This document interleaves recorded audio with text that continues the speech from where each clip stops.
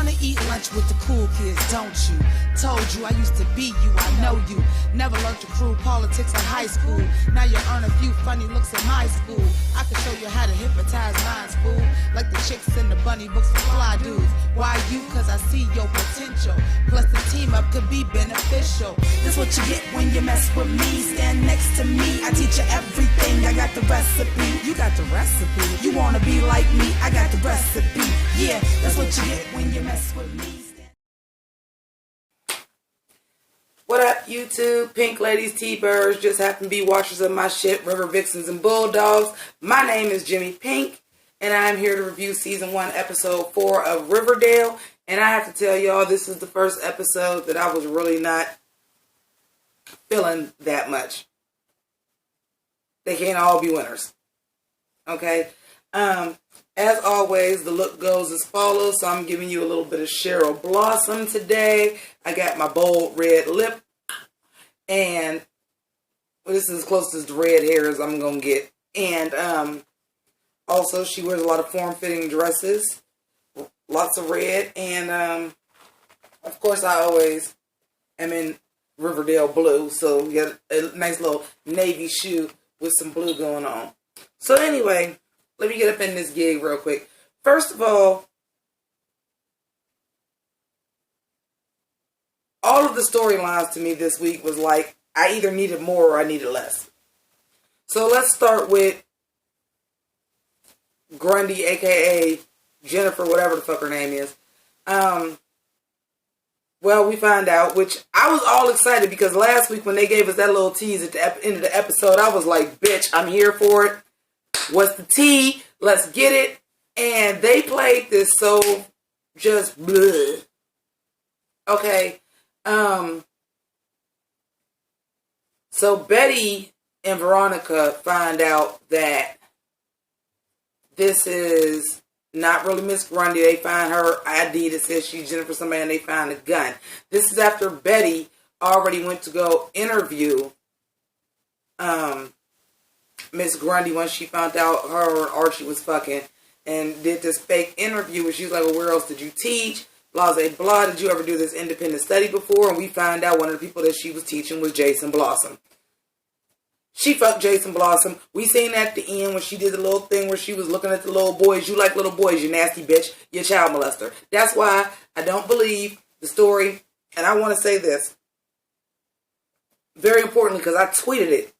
And I want to say this very sincerely because I am a former victim of domestic abuse. So when I say what I'm about to say, this does not have anything to do with in real life, and anybody that says that they've been abused should be taken seriously. Unfortunately, there are people that lie on it. Unfortunately. But most of the time, it's real and it should be taken seriously. However, with that disclaimer being said, fuck you, bitch, I don't believe a word you say. I'm sorry, this is a TV show. She has proven herself untrustworthy. This is what I think happened. Now, this Geraldine Grundy died like 7 years ago, right? So you probably took her identity right around then. It might be your grandmother or somebody.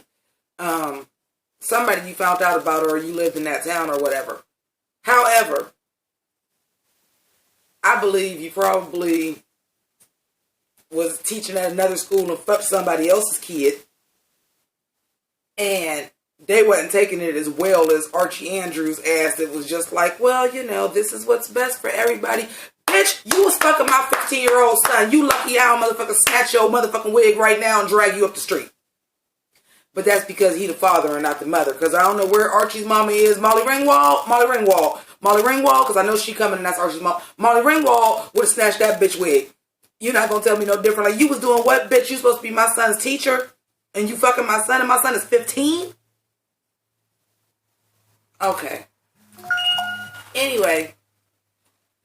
But that all goes, well, I'll just move away and I'll quit. And they just like, oh, okay. This leads me to think that she does have something to do with Jason's death. I know this little, the way this show has been going so long and the Easter eggs and the little shit that's going on, this is not the end of this. They wouldn't have brought up that she was teaching Jason Blossom. That shit got to come back. All right, Twitter. the retweets. That shit got to come back. But if we get rid of her in episode 4, it's 13 episodes this season. We don't bring her back till 11 or 12. We supposed to forget about this. But that's what I'm here for. Because I'm that bitch. I don't forget. You know what I'm saying? Like, I'll revert you right back to that shit. If I'm right, I'll be like, remember that episode I did? Boom, boom, boom. And I motherfucking tagged that shit right on YouTube for y'all to click on it. I called it, bitch. I know. But okay. Scratch that. But that storyline was too much.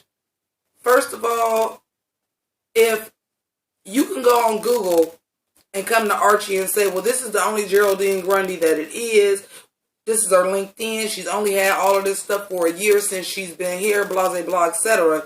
But when you got the ID with the bitch real name on it, you ain't looked that up and print some shit off? Receipts, bitch. Where are the receipts? You gotta be a better journalist than that, Betty. If you gonna do the shit right. Where are the motherfucking receipts, Betty? And then, of course, the fact that her mother, which you know, bitch, your mother's a fucking cunt nugget. I don't understand why you would just have that chilling in your room, and for that matter, your diary wide open, living in that bitch house. But she comes and gets it. See, because now, Alice Cooper did what Betty ain't got. Alice Cooper got the receipts. Like, bitch, oh, my daughter keeps an immaculate diary. And I found the gun in the room. Boom. What? Bitch, you gonna deny it? What's good? Now, what I didn't like about that is her using that as an excuse of, and this is why I don't want you around this boy. I told you he wasn't shit. Listen. At the end of the day, there is a reason why that is called statutory rape. That is a 15-year-old boy. You cannot say, oh, because an older woman and a teacher and he was fucking her, he's a bad kid. You can't say that. What 15-year-old boy, especially if the teacher is actually a nice-looking teacher, wouldn't do that? They wouldn't know better than not to do it. I mean, really. Let's keep it 100.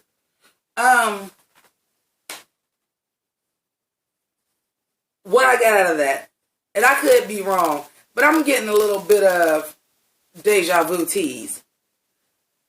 So we have Hermione going to the last days of the drive-in with Fred, who is Archie's father, who is Dylan from 90210.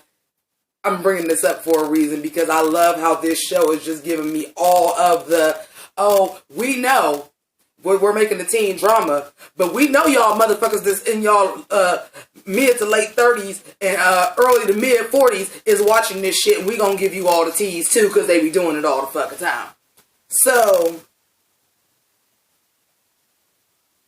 and they're talking about how it was a flashback, and like apparently we've now come to the realization that Fred Andrews and Hermione Lodge used to date. And the reason why I'm saying I'm getting a little deja vu tease from that is I'm like, is Alice Cooper not liking Archie because he reminds her of Jason and reminds her of Jason? Or do he not like Archie because he reminds her of Fred? Like, did you used to be, you know, you and Hermione have a little, what's the word I'm looking for? You and Hermione had a little Betty and Veronica tease too, where y'all used to be like fighting over Archie, and Archie wanted, not Archie, Fred wanted Hermione and not you?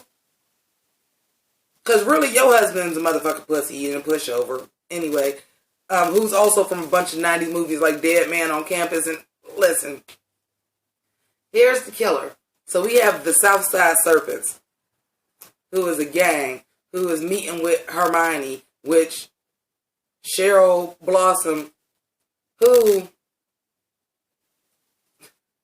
Veronica calls a 90s movie character, because she kind of is.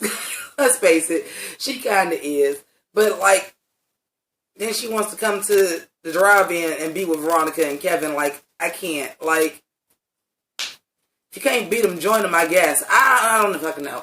But anyway, so I kept looking, right? Because it said guest star Skeet Ulrich. Now, for those of y'all, my Pink Ladies and my T-Birds know, because y'all know I'm doing these Yes Switch reviews, and this week I'm doing The Craft. You may know Skeet Ulrich from The Craft. as the one that doesn't exist anymore. You don't even exist to me. And then he falls off the ledge.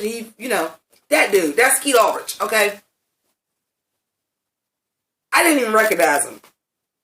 So finally at the end, it clicks and I'm like, that's Skeet Ulrich. Oh man. Like, well, yeah, I guess he would be that old now. I mean, cool. He was in a bunch of 90s movies. He was supposed to be like the next big thing, but just never really blew up. Oh, Skeet Ulrich was also in Scream. He was the killer in Scream. I don't know how, I went straight. That's how my mind worked. I went straight to the motherfucking craft, bitch. But anyway, then we found out at the end that that's Jughead's dad. Wait. What? Time out. Wait. So Jughead's dad is like the leader of a biker gang, and he was like stealing from Archie's dad when he worked there, probably because the gang probably made him or some shit. And then you comment and let me know if I got this wrong or if I didn't hear this right.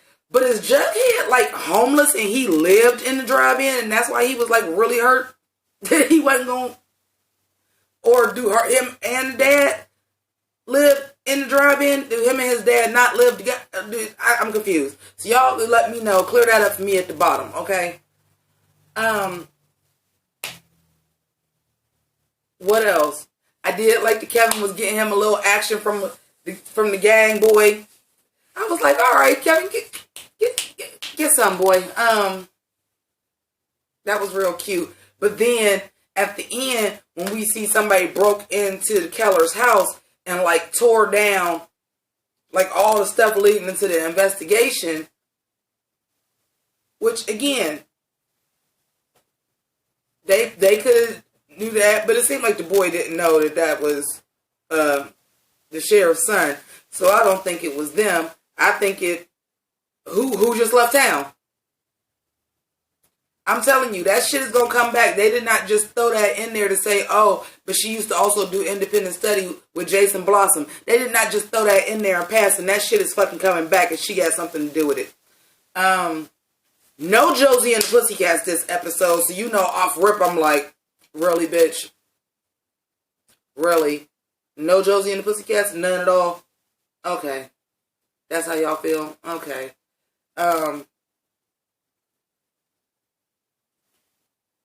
Yeah, this was a filler episode. Sorry about it.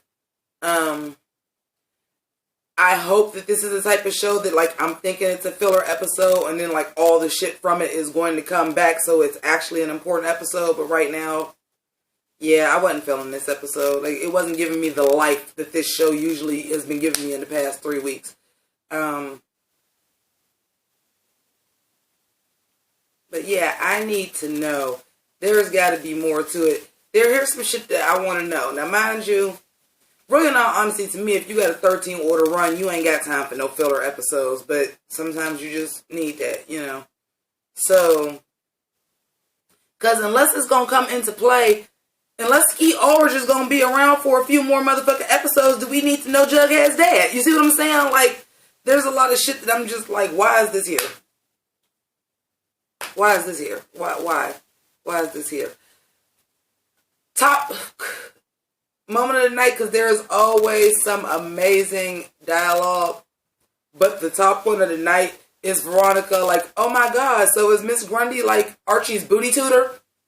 Hashtag booty tutor. That was the line of the night. That was fantastic.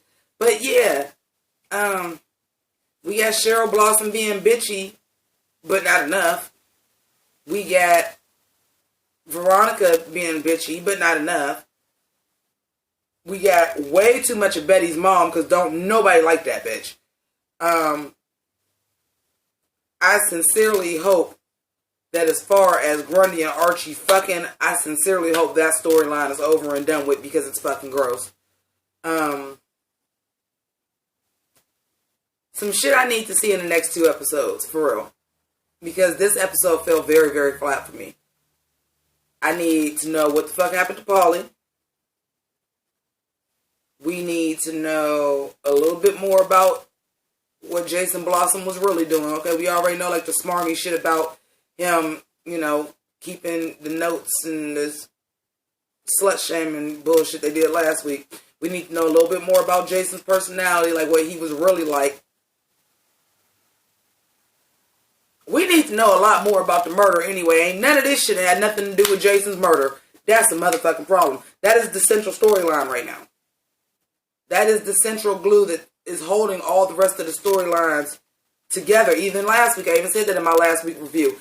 This slut-shaming fucking thing they was doing, I was like, I'm not here for this until they tied it into Cheryl finding out that Jason wasn't the type of person that she really thought he was, and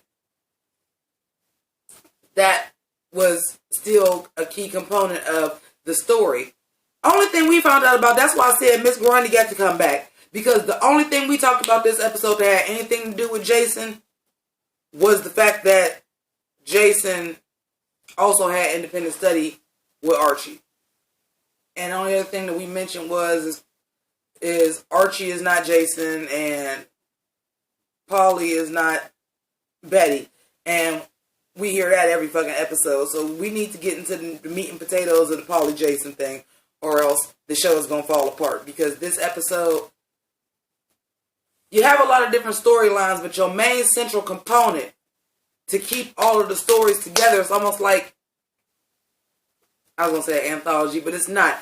But you can have all these other storylines as long as they're relating back to the main storyline of the season, which is this murder.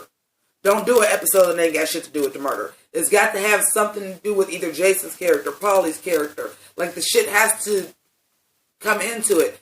So my prediction is Grundy comes back and Grundy do have something to do with it. That's my prediction. Even if Bitchface hired her. Even if Alice Cooper hired her in some kind of way and Bitchface hired her, but once Betty found out, you know, she had to motherfucking play it off. You know what I'm saying? Like, she can't be implicated in it. But we'll see. But anyway, that's all I got to say about this today, because it wasn't all that. So anyway, hopefully next week is a better episode. You will not get a review as quickly after, because I do work next Thursday, so I will not be able to do the review until I get home in the morning. So whereas usually you probably get the review before midnight, it will not be until the next day. But like I said, I guarantee reviews within 24 hours. I never said the same day. But I do want to thank y'all all for rocking with me, watching Pink Ladies T-Birds, just happen to be watchers of my shit. If you happen to be a watcher of my shit and you're not a Pink Lady or a T-Bird, you can click that little Sailor Moon logo over there that looks like me, but skinnier. And as always, thank you for watching. Love y'all the most, and deuces. You want to be like me. You want to eat lunch with the cool kids, don't you? Told you I used to be you, I know you. Never learned your cruel politics in high school. Now you're